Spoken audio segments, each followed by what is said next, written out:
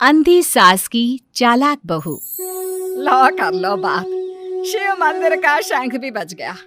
इसका मतलब सुबह के 7 बज गए हैं, लेकिन अभी तक नाश्ता नहीं आया। अरे बहू, ओ पूनम बहू, अरे इस अंधी बुढ़िया को इस जन्म में नाश्ता नसीब होगा कि नहीं?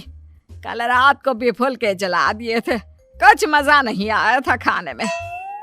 ये है सीतापुर में रहने वाली मंजरी, एक अंधी सास। मन की साफ है, बस थोड़ी सी जुबान से तेज है। मंदिर के शंखनाद से ही इन्हें पता चल जाता है कि वक्त क्या हो रहा है। और ये रही इनकी चालाक बहू पूनम।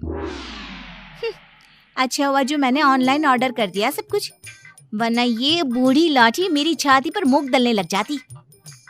अरे बहू, तू घर में है भैया, चल बसी। हाय राम, ऐसा न कहो सासू माँ, दिन में एक बार तो भी माँ सरस्वती जुबान पर बैठती हैं। अरे नहीं नहीं, तुझे कुछ ना होगा। खुशबू तो बड़ी अच्छी आ रही है। ऐसा कौन से पंच पकवान बनाए हैं आज तूने?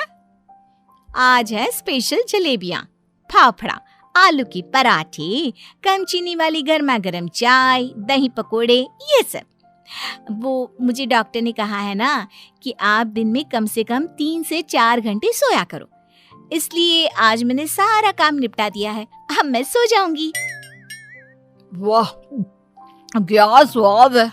लेकिन बहू, ये तो ब्रिजवासी की जलेबियां है ना? तू तो कह रही है कि तूने बनाया है। दरअसल वो मैंने ब्रिजवासी काका से रेसिपी पूछ ली थी। अच्छा मम्मी जी, मैं आती हूँ अभी, जरा वो दूध गैस पर तेज आंच पर रखकर आई हूँ ना। पूनम फौरन ही वहां से उठकर रसोई में भाग जाती है। मंजरी को फिर भी पूनम पर थोड़ा शक आता है। पूनम ऐसे ही रोज अपने पति के पैसों को खर्च करके बाहर से खाना मंगवाती और अपनी सास से कहती कि उसने खुद बनाए हैं, और उसकी बेचारी अंधी सास बहू के इस झूठ से बेखबर सारी चीजें मान भी लेती। एक दोपहर में पूनम पूरा मेकअप करके तैयार होकर खड़ी होती है। चलो फटाफट पतली गली पकड़ के निकल लेती हूँ, इससे पहले कि बुढ़िया मुझसे टकराए। बेचारी मेरी अंधी सासू माँ, उसे लगेगा कि मैं सो रही हूँ, जबकि मैं तो अपनी जानू से मिलने जा रही हूँ।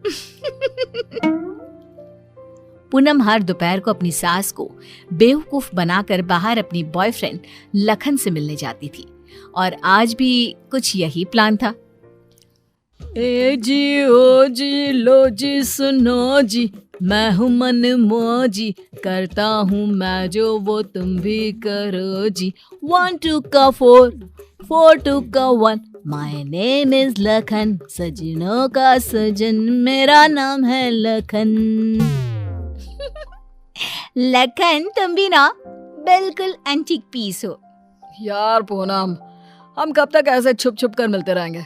एक तो मेरे पास कोई नौकरी भी नहीं है, वरना यह दिल वाला अपनी दुल्हनिया को खुद ही ले जाता।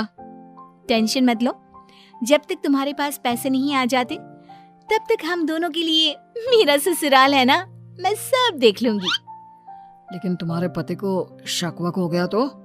अरे मेरा पति तो मेरा दीवाना है, आंख बंद करके मुझ पर भरोसा करता है। उसके पास से घी निकालने के लिए उंगली टेढ़ी करने की नौबत तक नहीं आएगी। ओए होए, ओए होए होए, शुक्रिया मेरी जान, love you love you love you. I love you too. इसी तरह दिन बीतते रहते हैं। एक रात देवेश बहुत खुश अपने ऑफिस से घर लौटता है। माँ, पूनम, एक खुश खबर है। ऐसी खुश खबर कि जिसे सुनकर आप दोनों फूले नहीं समा पाओगे। अरे तो जल्दी बताना फिर। हाँ हाँ, इतना सस्पेंस मत बढ़ाओ। मुझे कंपनी में सीईओ का पोस्ट मिल गया है। अरे वाह, जुग जुग जियो मेरे लाल। अब तो एक बड़ा माखन का कनस्तर चढ़ाऊंगी भोग में अपने कान्हा जी को। वाओ, मतलब अब 2 गुना 3 गुना 4 गुना पैसा होगा, और हमारी तिजोरी में साल की 12 महीने दिवाली होगी। वाह वाह वाह वाह, कांग्रेचुलेशंस देवेश। Thank you. लेकिन इस खुश खबर के साथ साथ एक और बात भी है। मुझे कल सुबह ही मुंबई के लिए रवाना होना होगा। बिजनेस मीटिंग है, लगभग 1 हफ्ते तक वहीं रहना होगा। क्या? ये तो कितनी अच्छी बात है। मेरा मतलब है कि आप मुंबई घूम भी लेंगे।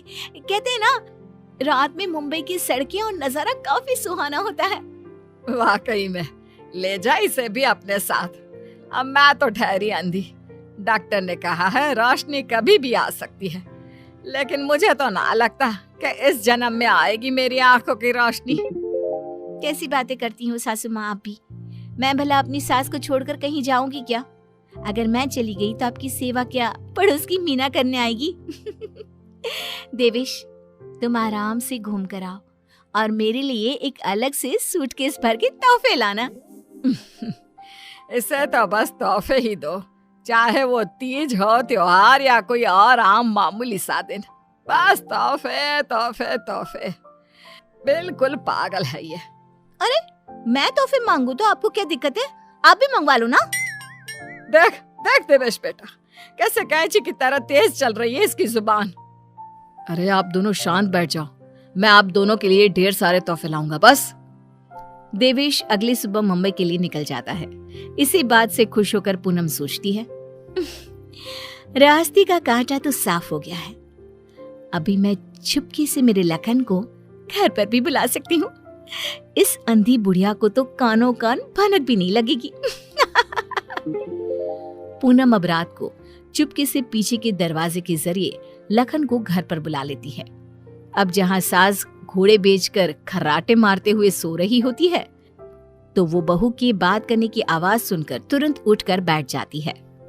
ये आवाज किसी आदमी की लगती है, शायद बहू के कमरे से आ रही है। लेकिन नहीं नहीं, मैं भी कुछ ज्यादा ही दिमाग लगा देती हूँ। देख रही होगी कोई भूत या फिल्म। अब तो पति नहीं है घर में, इसलिए रात भर ऐसे ही करेगी ना। लेकिन अगर कल जल्दी नहीं उठी तो फिर मैं इसके कानों के पास जाकर बर्तन बजाऊंगी जोरों जोरों से। ये सिलसिला रोज चलता है और मंजरी को रोज लगता है कि पूनम टीवी पर कोई फिल्म देख रही है। एक दिन जब पूनम बाहर होती है, तभी मंजरी सोकर उठती है और आंखें खोलते ही उसे सब कुछ दिखाई देने लगता है। वो अपने आसपास सब कुछ देखकर काफी खुश और आश्चर्यचकित हो जाती है। ये तो गजब हो गया, मेरे आंखों की रोशनी फिर से लौट आई। डॉक्टर ने सही कहा था, रोशनी कभी भी लौट सकती है। बहू, अरे ओ पूनम का चांद, कहाँ मर गई? देख तो अब मुझे सब कुछ दिखाई दे रहा है। अब तो मैं छड़ी का इस्तेमाल भी नहीं करूंगी और अब मैं रोज अपने भगवान जी को भी देख सकती हूँ। पूनम! मंजरी अपनी बहू को आवाज लगाते हुए पूरा घर तलाशती है, लेकिन पूनम उसे कहीं नहीं दिखती। तभी उसकी नजर तिजोरी पर पड़ती है जिसका ताला नहीं लगा था। इस पर वो जैसे ही तिजोरी खोलती है तो हैरानी से उसकी आंखें फटी की फटी रह जाती है। ये कैसे हो सकता है? जहां तक मुझे पता है, देवेश ने कहा था कि वो घर खर्च के लिए 25,000 दे के जा रहा है, लेकिन यहाँ तो उसका आधा भी नहीं है। जरूर ये पूनम ने पैसे अपने शॉपिंग पर खर्च कर दिए होंगे। पैसे को पानी तरह बर्बाद करती फिरती है। आने दो उसे, फिर देखती हूँ उसे। तब तक मैं अपने भगवान के दर्शन कराती हूँ। मंजरी मंदिर जाती है, अच्छे से दर्शन करती है और खुशी खुशी वापस घर की तरफ चल देती है। जहाँ रास्ते में उसकी नजर मंदिर के पास बहती नदी के किनारे बैठी अपनी बहू पर पड़ती है, जो लखन के साथ वहां बैठी थी। ये यहाँ क्या कर रही है और इसके साथ कौन बैठा है? पता तो करना ही पड़ेगा। अब मंजरी चुपचाप आगे बढ़ती है और वहीं पास में एक बड़े पेड़ के पीछे छुपकर उनकी बातें सुनने लगती है। सुनो लखन, कल मेरा पति आने वाला है। आज रात को तुम आना और हम दोनों पूरी तिजोरी पर हाथ साफ कर देंगे। और भी बहुत सारा बेशकीमती सामान पड़ा है घर पर, उसे भी हम अपने साथ लेकर यहाँ से भाग जाएंगे। आइडिया अच्छा है मेरी जान, अब हमें कोई नहीं रोक सकता। हम ना यहाँ से सीधा सिंगापुर जाएंगे डार्लिंग। बाप रे बाप, इसका मतलब इस महारानी का इस मुफ्तखोर के साथ चक्कर चल रहा है। अच्छा, तो मेरे बेटे को लूट कर अपनी दुनिया बसाने का प्लान चल रहा है। अब रुक, तुझे दिखाती हूँ दाल और आटे का भाव। अब घर पे अच्छे से डोली सजाती हूँ तेरी विदाई के लिए। मंजरी वहां से चली जाती है और कुछ देर बाद जब पूनम घर लौटती है तो वो दोबारा उसके सामने अंधी होने का नाटक करने लगती है। अरे सासू माँ, व्हाट्सएप? अरे कुछ नहीं बेटा, बस वो देवेश की याद आ रही थी।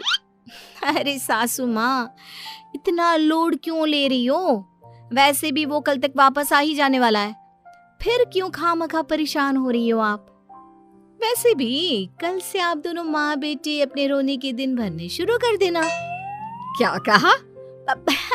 मेरा मतलब कल जब आएंगे 1 हफ्ते के बाद, तब आप कर लेना ना भरत मिलाप, गले मिलके जी भर के रो लेना। अच्छा, ऐसा कह रही है क्या तू? ठीक है, चल बहू, मेरे ना घुटनों में काफी दर्द हो रहा है, थोड़ा बाम लगाकर मालिश तो कर देना बेटा। और हाँ, 2 दिन बाद 7 पंडितों को भोजन खिलाना है, उसके लिए मसाले भी तो तैयार करने हैं। सिलबट्टे पर ही पीसना है उनको, घर के पीसे शुद्ध मसाले चाहिए। लेकिन सासू माँ, मैंने जो कह दिया सो कह दिया, अब कोई आना कानी ना करना, ठीक है? वरना देवेश को फोन करके बता दूंगी। हाँ। मंजरी अपनी बहू पूनम से जानबूझकर सारा काम करवाती है और ना चाहते हुए भी पूनम को वो सारा काम करना ही पड़ता है। आखिरी बार थोड़ी एक्स्ट्रा सेवा करा लेती हूँ इस नासपिटी करमजली से। मुझे इतने सालों तक उल्लू बनाया ना, अब इससे एक दिन में कैसे सूखी मिर्ची बनाती हूँ देखना। सारा दिन काम करके पूनम अपने कमरे में जाती है और रात को लखन पीछे के दरवाजे से घर में घुस आता है। किधर है सारा माल? जल्दी करो, अपने पास बिल्कुल भी टाइम नहीं है। पूनम और लखन मिलकर सामान चुरा ही रहे होते हैं कि तभी वहां पर देवेश और मंजरी आ जाते हैं और उन्हें वहां देखकर पूनम और लखन के पैरों तले जमीन खिसक जाती है।